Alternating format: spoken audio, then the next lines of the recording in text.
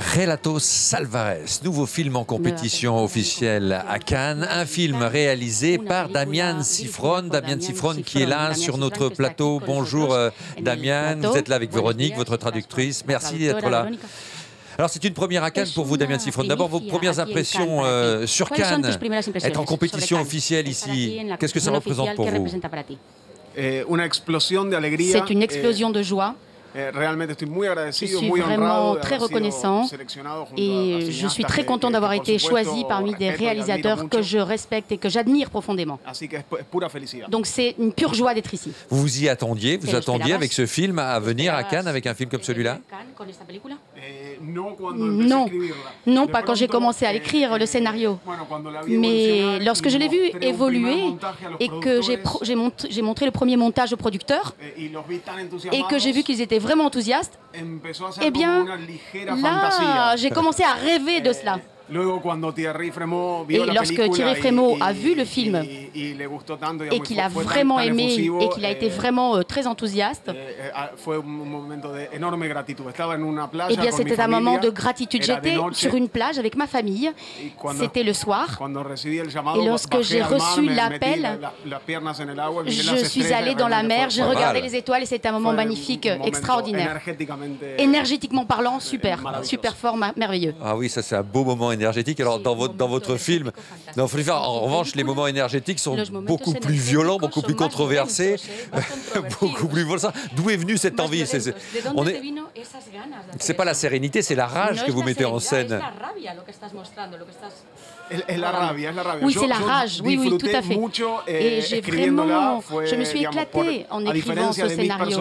À différence de mes personnages, je suis très content d'être écrivain, scénariste, réalisateur, et de pouvoir exprimer à travers ce moyen fabuleux qui est le cinéma, les choses qui m'indignent dans la société. Si le cinéma ne me donnait pas la possibilité de m'exprimer, de dire ceci me dérange, eh bien, je deviendrais fou.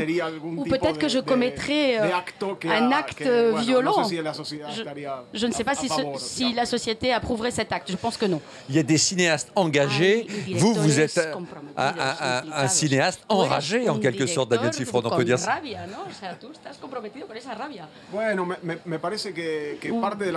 Je pense qu'une partie de la fonction artistique et narrative des réalisateurs, c'est d'avoir une vision critique de notre réalité précisément, surtout de notre réalité qui est très généreuse lorsqu'il s'agit de produire des situations qu'on critiquerait volontiers.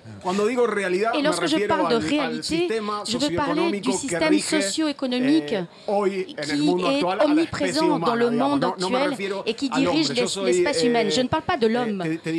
Moi, je suis un humaniste.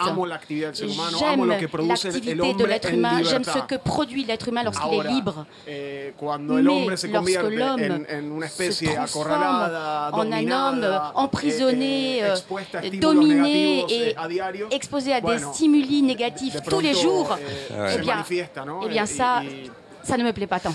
Ouais, c'est vrai qu'on se retrouve tous dans votre film, je vais vous le dire. On vit tous ces situations étouffantes, ce système qui nous oppresse, parfois sur des petites choses qui sont hyper enrageantes. C'est des choses où vous avez trouvé ces histoires, c'est des choses que vous avez vécues, qu'on vous a racontées.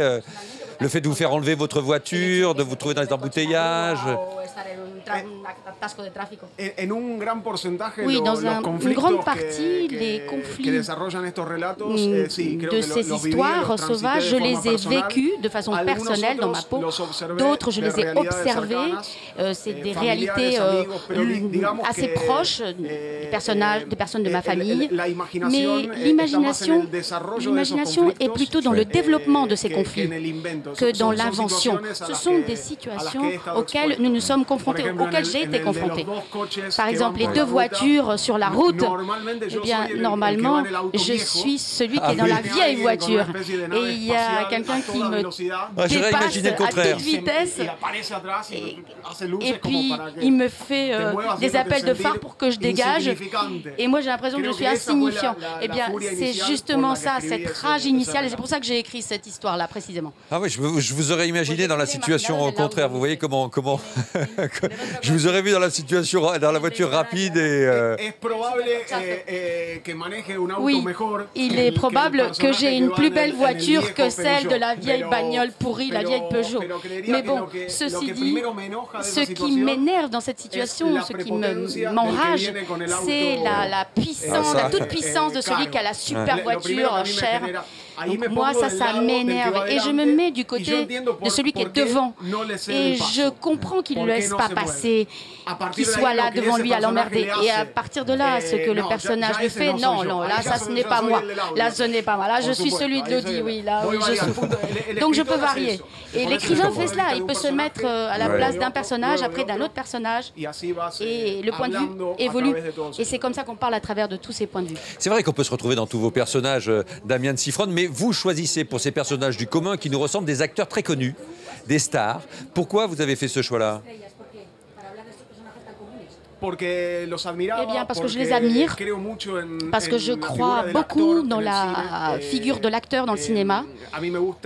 J'aime et je pense que les acteurs connus, dans la plupart des cas, ne sont pas célèbres uniquement par la pub, etc., mais parce qu'ils ont une longue trajectoire, un professionnalisme qui les a placés à cette place-là.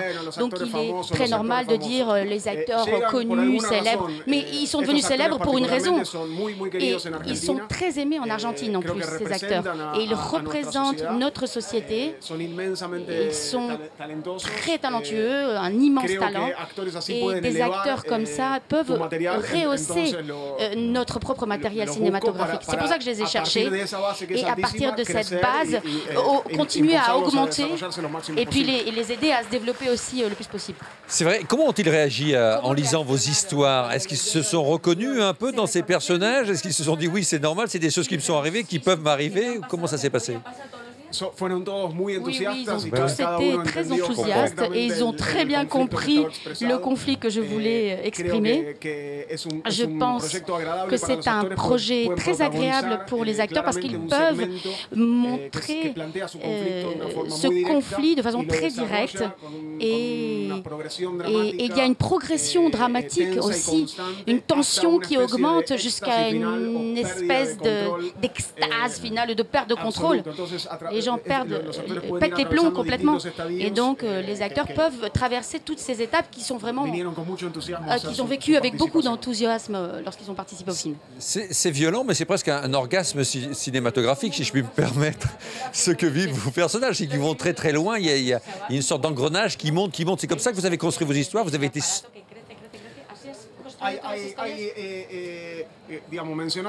Oui, tu parles de l'orgasme. Enfin, vous parlez de l'orgasme. Oui, bien sûr. Le processus à travers lequel on peut atteindre un orgasme, ça ressemble beaucoup à cet éclat de violence et aussi au processus créatif des idées. C'est-à-dire une tension qui apparaît, on développe ça, et puis tout d'un coup, ça éclate. Quelque chose apparaît. Donc, dans cette connexion, je pense que le film, effectivement, traverse ce genre d'émotion. Et je trouve que ta métaphore est très bonne. Comment vous mettez en scène parce que ces segments? Quel choix vous avez fait? À quelle référence vous êtes donné? Par exemple, vous filmez à l'intérieur d'un avion, à l'intérieur du coffre à bagages, vous essayez des plans un peu étonnants derrière le tableau de bord. Comment vous avez construit votre film, Damián? J'ai vu beaucoup de cinéma depuis que je suis née pratiquement et le premier souvenir de ma vie c'est un film. J'avais 3-4 ans et je suis allée voir Superman de Richard Donner et ça c'est les premières images dont je me souviens. Donc à partir de là, et surtout à travers mon père, qui a été mon maître, mon compagnon et mon ami, j'ai vu une quantité infinie de films qui, bien sûr, ont initié toutes ces routes de pensée. Et c'est comme ça que j'ai commencé à apprendre à raconter les histoires. Et moi, j'aime le cinéma, j'aime la fiction, j'aime le cinéma de genre. Bon, c'est peut-être un peu réducteur, parce que pour moi, ce sont des métaphores de la vie et surtout de l'activité interne du cerveau humain, de la fantaisie fantaisie, de l'imagination, des rêves. Et je crois que c'est ça notre réalité. Et très souvent, on parle de cinéma réaliste et le réalisme passe par exemple, les Frères Lumière et tout ce qu'il y a eu à partir des Frères Lumière, du premier film, cette première expérience. Donc, enregistrer la réalité telle qu'elle est. Mais la réalité n'est pas uniquement ce que l'on voit, c'est ce que l'on pense, ce que l'on désire et ce que l'on craint. Et le cinéma de genre exprime tout cela. Ouais, c'est vrai que c'est... Oui, très bonne traduction. Oui, vous avez le même cerveau. En plus, on est roux tous les deux. C'est ça, vous comprenez. C'est étonnant que vous nous parliez de Superman comme votre première référence, parce qu'effectivement, ce sont des gens qui, petit à petit, dans votre film, se prennent un peu pour des Superman. Je ne devrais pas dire ça au Festival de Cannes. Mais si, mais pourquoi pas? Mais si, mais bien sûr. Il y a une place pour les Superman et des super réalisateurs à Cannes. Vos producteurs sont Agustín et Pedro Almodóvar. Il y a le premier segment qui se passe dans une voiture, dans un avion, me fait penser un peu aux amants passagers de Pedro Almodóvar. C'est une sorte de forme de citation ou pas? Eh bien, à un moment donné, on a pensé filmer cet épisode dans des morceaux d'avion des amants passagers de Pedro Almodóvar. C'était trop cher de transporter toute l'équipe argentine en Espagne uniquement pour tourner dans l'avion de Pedro. Donc finalement, on a tourné dans un vrai avion. Et ce sont de grands producteurs. Je voudrais ajouter également qu'il y a les producteurs argentins, Sigman et Mosterin, qui sont de grands producteurs et toute l'équipe qui les accompagne. Nous avons eu énormément d'échanges et moi je dis que je crois dans les acteurs et dans le rôle qu'ils jouent. Je crois aussi dans le rôle des producteurs, l'interaction avec les producteurs et voir comment le matériel évolue. Donc je crois, une fois qu'on a terminé le film comme moi j'ai pu terminer, donc j'ai le code final.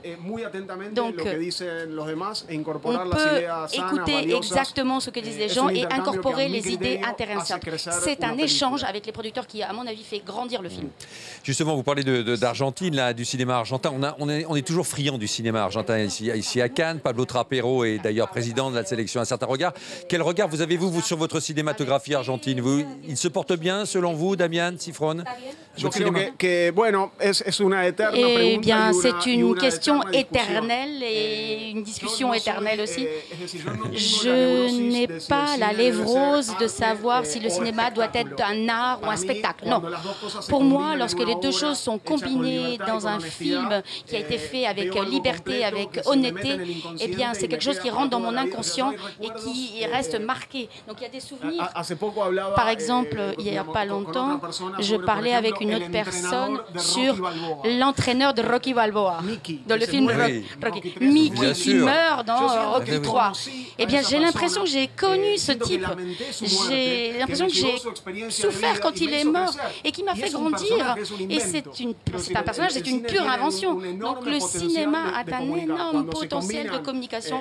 Et lorsque l'on peut combiner, par exemple, Le Parrain, est-ce que c'est de l'art ou c'est du spectacle? Je m'en fous. C'est un chef-d'œuvre. Voilà, tout simplement. Donc dans ce sens-là, en Argentine et dans d'autres pays du monde, eh bien, à mon avis, c'est un petit peu, on polarise un petit peu entre art et spectacle, alors qu'il y a des films qui sont vraiment artistiques et destinés aux festivals internationaux et d'autres films qui sont purement commerciaux et qui n'ont pas cette valeur narrative ou d'argumentation ou de rigueur cinématographique lorsque l'on tourne.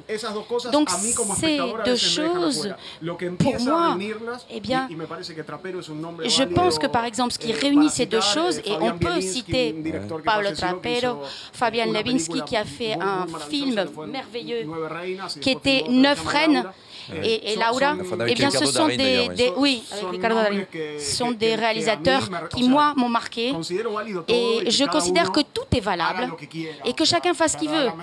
Franchement, il n'y a pas de souci et c'est l'essence du cinéma qu'on ne doit pas perdre. Mais lorsque l'on peut combiner les deux éléments, art et fiction, alors là c'est génial.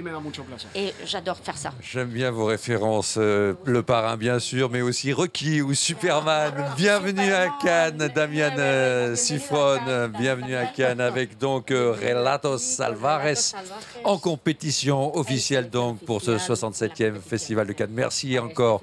Bon Cannes, Damian. Merci beaucoup. Allez, on regarde encore quelques images de Relatos Alvarez.